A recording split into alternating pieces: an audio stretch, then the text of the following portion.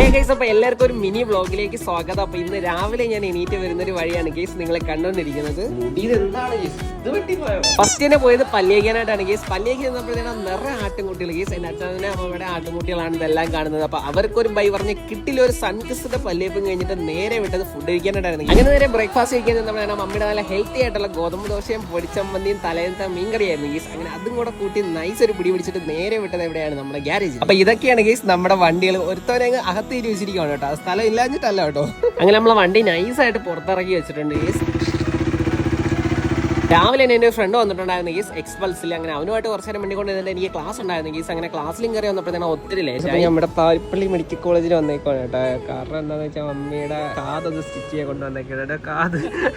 So guys, അപ്പൊ ഇന്ന് mummy വീട്ടിലില്ലാത്തതുകൊണ്ട് night പുറത്ത് പോയി ഫുഡ് കഴിക്കേണ്ടി വരും ഗൈസ്. അപ്പൊ നേരെ വിട്ട് നമ്മൾ അടുത്തുള്ള ഒരു കടയിലേക്ക് ചപ്പാത്തിയാണ് ഗൈസ് ഓർഡർ ആക്കിയത്. ഹെൽത്തി. അപ്പൊ ഇന്നത്തേക്ക് ഇത്രേ ഉള്ളൂ.